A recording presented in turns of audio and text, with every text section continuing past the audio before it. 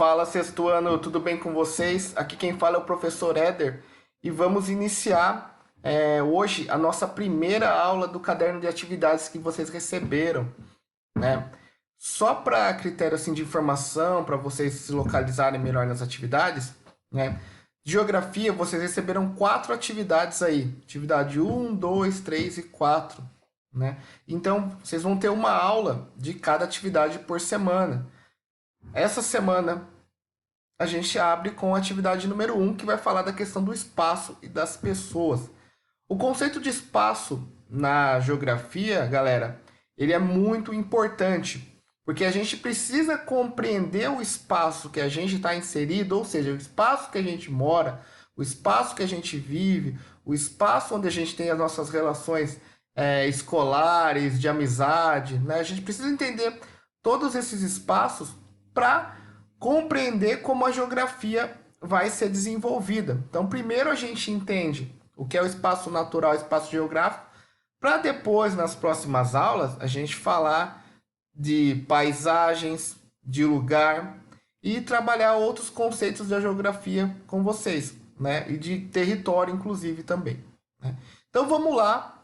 Na aula de hoje, a gente vai falar da diferença entre o espaço natural e o espaço geográfico. Eu vou mudar a definição dos dois, vou passar para vocês alguns exemplos e vocês vão ter 2 atividades para fazer, ou seja, duas perguntas, 2 questões que vocês vão responder na própria apostilinha de vocês, ok?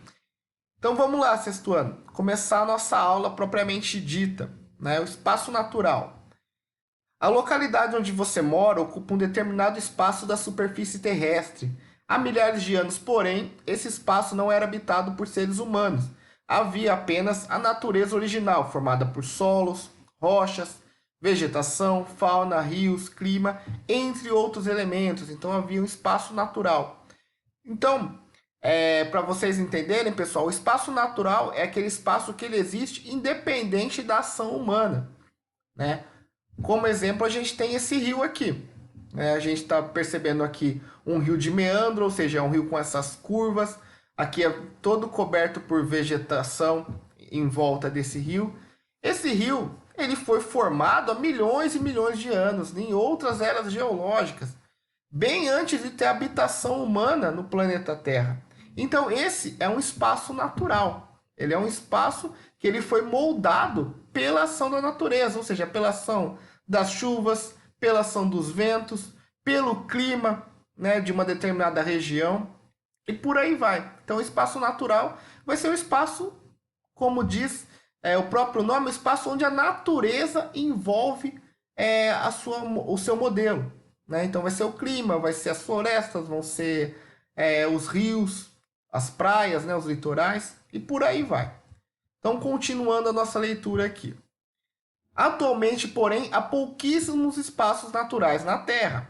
Quase todos sofreram forte intervenção humana. A Antártida, por exemplo, é um desses raros espaços naturais, embora abrigue estações científicas de alguns países, inclusive do Brasil. Esse continente ainda está praticamente inalterado. Então, hoje no planeta, sexto ano, existem poucos espaços naturais. Por quê?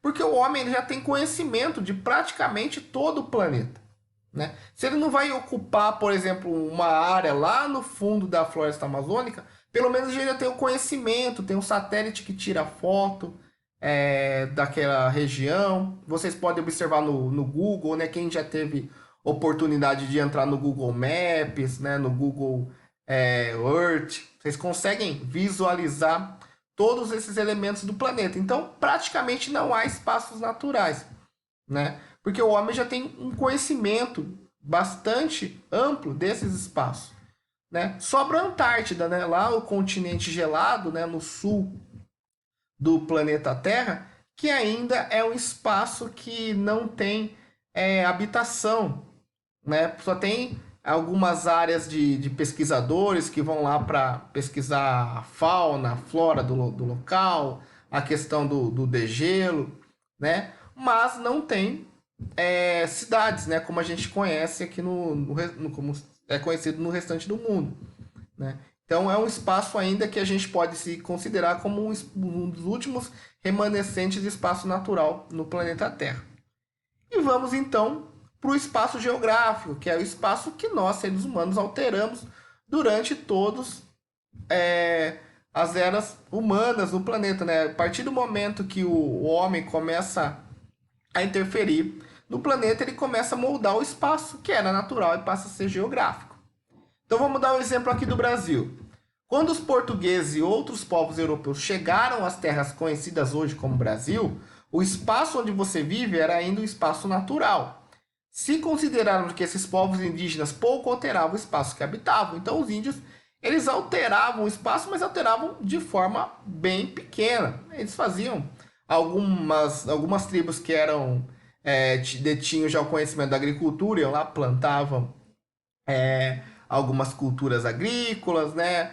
Cortavam uma madeira para construir uma embarcação, mas era pouco em relação ao que a gente transforma o espaço. Então, esses espaços habitados pelos indígenas ainda poderia ser considerado espaço natural. Então, prosseguindo aqui no segundo parágrafo. Os europeus e os grupos indígenas tinham costumes diferentes. As técnicas de produção e instrumentos de trabalho que os portugueses usavam, por exemplo, eram mais aperfeiçoados. Com isso, tinham maior poder de atuação sobre a natureza e, consequentemente, maior poder de transformá-la e modificá-la. Então, os portugueses, que já tinham uma certa conhecimento de várias técnicas mais avançadas que os indígenas, eles alteraram o espaço de uma forma muito maior do que os índios, né? Construindo as primeiras cidades, as primeiras fortificações aqui no país que viria a se tornar o Brasil, né? Aqui nessas terras que viriam se tornar o Brasil.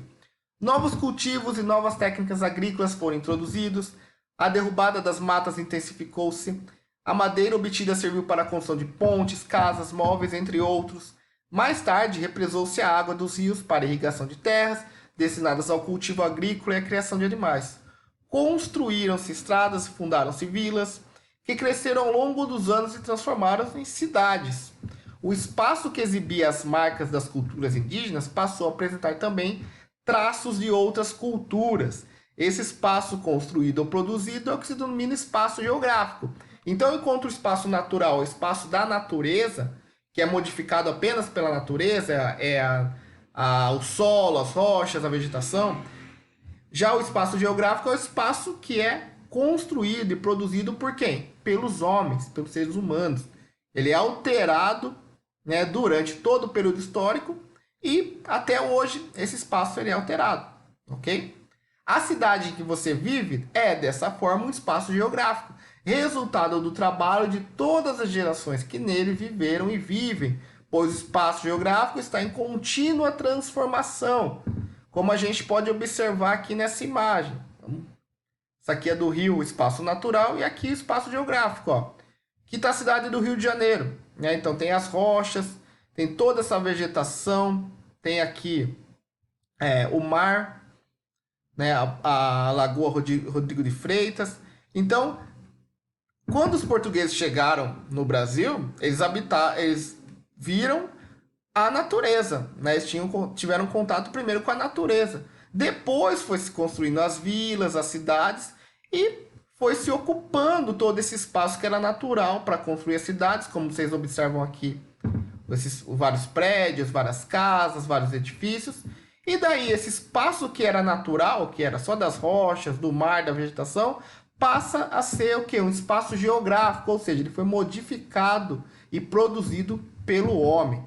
Tá certo? Então, essa é a diferença de um espaço natural, é um espaço onde só a natureza transformou, né, para o espaço geográfico, onde há a transformação humana. Certo, sexto ano? Aqui terão duas questões para vocês responderem nessa primeira semana. Questão 1. Cite 5 elementos do espaço natural presentes no texto. Tá bem tranquilo. Só fazer uma releitura do texto aí vocês conseguem citar esses 5 elementos. E questão 2. Você aluno que está aí fazendo a atividade de geografia, você vive em um espaço natural ou um espaço geográfico? Explique a sua resposta. Também está bem tranquilo. É só vocês pensarem um pouquinho aí no que o professor Éder falou. Certo?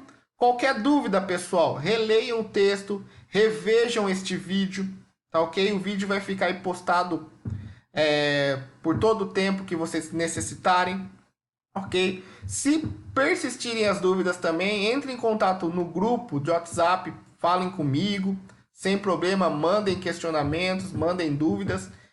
Que é isso, é dessa forma que nesse primeiro momento, pessoal, ainda com o ensino remoto, nós iremos trabalhar, tá ok? Depois que voltarmos para a sala de aula, aí muda um pouco essa questão, a gente vai ter outros tipos de atividades, mas por enquanto, sexto ano, é dessa forma que iremos trabalhar, certo? É isso, ficamos por aqui e até a próxima semana.